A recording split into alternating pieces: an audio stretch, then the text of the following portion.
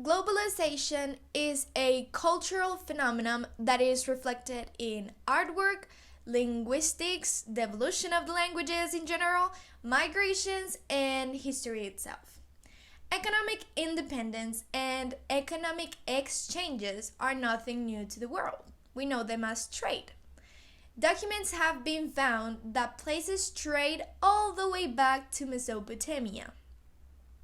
But nowadays, exchanges, or what we know as trade, have evolved to different things, such as mobile phones, airplanes to transport, or web, which allows multinational corporations to have global reach and more stock transfer that takes place in our present world, as well as people connecting to other people. However, for a global reach is necessary more than a good product. As we live in a capitalist world, we've been conditioned to desire and buy at a certain speed. This is all due to the media and how we are exposed to the media. The way the world is presented to us makes us look at it that way, but that's not necessarily the way the world is. By this, I mean, just put it in simple terms, like a t-shirt.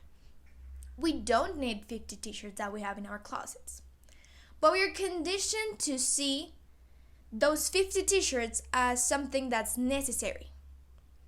So, to explain a little bit more, when we go to a shop that every week restocks and takes away the clothes that were not sold, that creates in us a necessity, a desire to buy things faster. Why?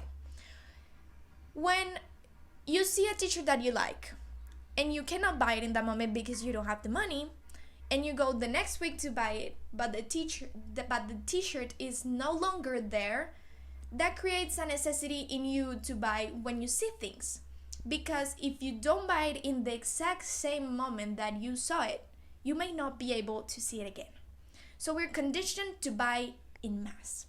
This is how mass producing and the capitalist economy system are still our socio-economic way of living. Although globalization has opened borders and barriers all over the world to present the new economy as the best way we've ever had. This mass production is extremely harmful for our environment and also for cultural development in some countries. What I'm trying to say is that globalization is not the perfect system. Not because it can't be, but because our lack of awareness of how it is now. We're blinded by this utopical idea of the perfect way to reach another product that comes from another part of the world. While millions of people are dying in Bangladesh due to the textile contamination thanks to fast fashion companies that use those people that are in desperate need of a job so that they can provide to their families. So they mass produce clothes. So to conclude, what I'm saying is that globalization is neither good or bad. It just depends the way that we take place on it. So if we keep on being blinded and doing what the media tells us, nothing is going to change and people is going to still die. Our environment is going to still be harmed. And that's not what we want. So we need to be more aware of our world and how we can change it.